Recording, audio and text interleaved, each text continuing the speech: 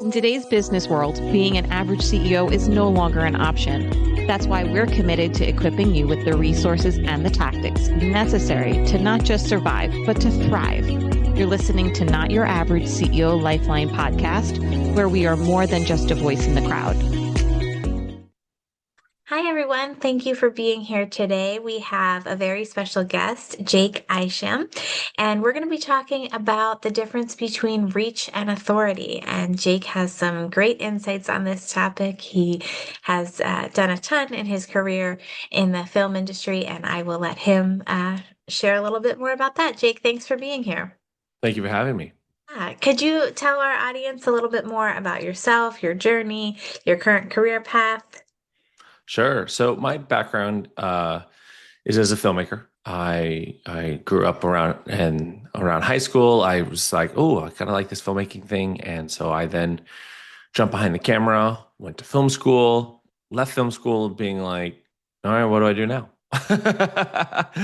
Film school doesn't particularly prepare you all that well for the real world in terms of career and work, and so had to kind of figure it out. And I took the kind of freelance mindset and model and expanded from there. And since then, I've built an agency. We've done over 1 billion views online. We help brands and entrepreneurs basically grow their social presence and become authorities in their space, and all while then generating leads for their business.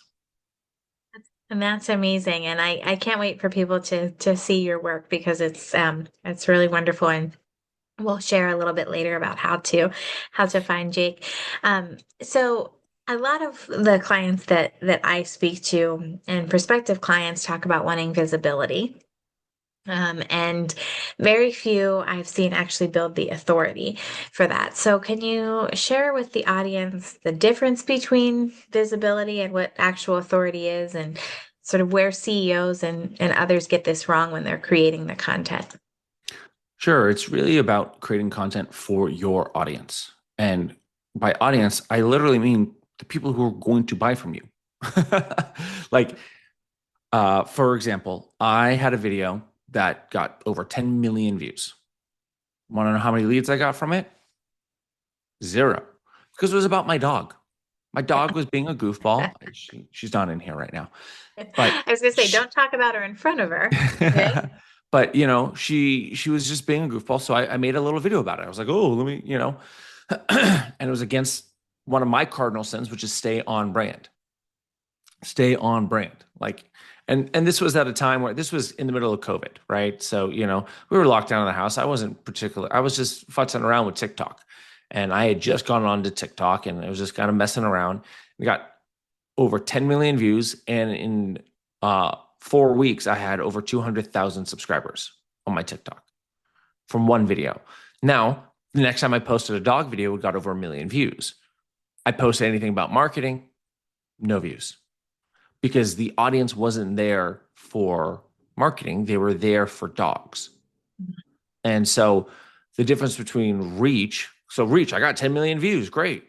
I was getting millions of impressions a week, a month for those handful of months. But it didn't grow my business. It didn't make me any more money. And so there's the old business cliche of people do business with people they know and they trust. So the know is reach, right? Just general awareness. And the trust is an understanding that you can solve their problem. So you have to just show that you understand their problem first, B, that you can solve it, and even 3, ideally that you have solved it for others. And if you can show those 3 points, you'll win. Because I speak to a lot of B2B, and one last point on this is that I speak to a lot of B2B entrepreneurs. And for them, like I say, if you're in the service-based business or whatnot, I'm like, I'm like, how many clients could you handle onboarding right now? They're like, oh, so many. I'm like, okay, logistically, really look at it. Could you handle 1? Yeah. Could you handle 3? Yeah, I can handle 3 if I were to onboard them right now. Could you handle 5? Could you handle 10? So if you had a viral video, let's say, and 10 people inquired about your services and wanted to start this week. Could you even handle that? Right. Business owners, no. They, Yeah, most people couldn't. I could see that. yeah. So you don't need a million views. All you need is the right views and the right percentage of them to then take the next step, go to your website, opt in, go through your lead funnels, whatever it might be, and, get a book or a call and, et cetera. You just need the right views. So the right percentage goes through and converts into clients. That's absolutely true. And I think that's something that a lot of folks need to understand, because I see that happen a lot. So I know that in your work, you talk a lot about omnipresence, and that's not something that people hear every day.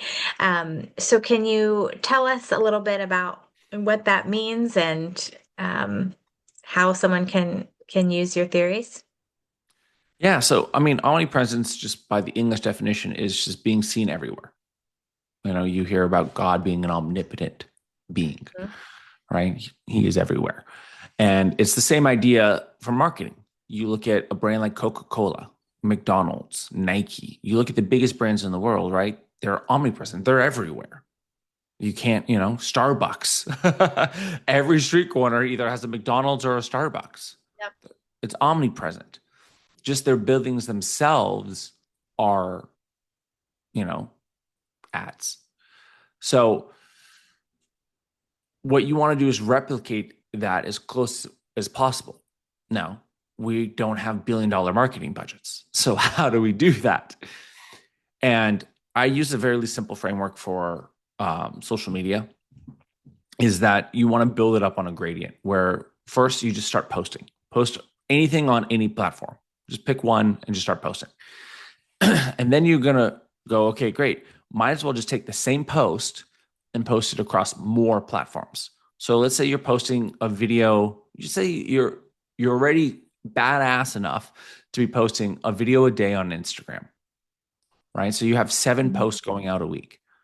Well, just take the same post it also on Facebook, LinkedIn, YouTube, Twitter, etc. And now you've gone from 1 post to 6 posts a day. You've gone from 7 posts a week to 42 posts a week. Like, you've gone from 28 posts a month to 168 posts a month with no extra effort. Right. And that's where it's like starting to talk about omnipresence. It's like, have your audience be able to find you on other places. I'll give one story about this, about a client of mine. He's in the entertainment industry, and he finally, he's an older gentleman, and I finally convinced him to do social media. And so we're posting, and he then goes just recently to a Hollywood party, one of where all the shishi people, all the big famous people are. And one of the biggest directors in Hollywood comes up to him and says, "Oh my God, I love your TikTok videos."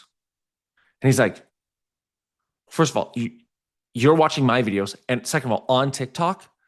Like, and again, like, it was just because also his TikTok is his least viewed, his least followed social media platform.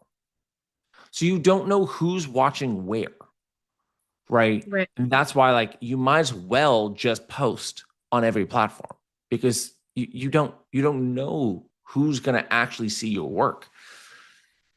And as you go, like, the next phase above that would be to go, great, I'm going to make this video specifically for TikTok because they like this style a little better. Instagram likes this style a little bit more. LinkedIn likes this vibe a little bit more.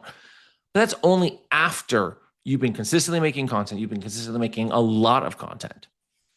Absolutely. That I think is really helpful. And that sort of leads me to my next question. If someone just has, 2 or 3 hours a week to dedicate to creating the content, and I think that's probably where a lot of our audience members are, where would you recommend that they focus to get the highest and best return on that? Well, there's one of two strategies, it really kind of depends on your propensity of how long you want it to take and kind of exactly what your goals are. But I'll just kind of briefly get into them, which is one is video form. It's video in general. Just focus on video content. And so within that, you have two nuances of just straight vertical videos, going heavy on the Instagram, Reels, TikTok, YouTube Shorts, etc. Okay. Or long form YouTube videos. So if you have 2-3 hours a week. So, well, now I'm going to throw in a third is video podcasting. It's exactly like what you're doing here, what you and I are doing here. Yeah. So there's three different. So those are I'll put the long form and the short form in one category, which is just like solo brand building. If you're like, I don't want to do a podcast, great. Do one of those two and make your one long form video a week. Shoot a 20-minute video diving into a nuance in your business, answering questions and explaining a certain area so that people go, oh, people know and trust you, right? Same thing with the shorts. You can just go, great, I'm going to make 7 shorts and then there's one a week. Otherwise, if you want to do a video podcast, the biggest thing that I would say is you should have only one of 3 types of guests on it. You should either have your prospects, your referral partners, or industry leaders on your podcast, because the content itself is not the goal. The networking is the goal from the video podcast, in my opinion. And I use I'm a big proponent of video podcasting, whether it's remote like this, in person, or even an elevated digital show, which is like this is what I create with clients, like why they hire me. And because then the real value of it is the networking and the relationship building. Because if your LTV, if a client is worth $100,000 to you in a year or more, build that relationship, get them on. They're going to spend that money because they like you. Yeah. And so that's what I recommend, because then it eventually replaces your outbound. You do it enough, people are like, oh, hey, I'd like to be on your podcast. I like to build a relationship with you. And then you can, again, vet them. Are they prospect, referral partner, or industry leader? And you can decide, but it replaces all your outbound eventually. Mm-hmm.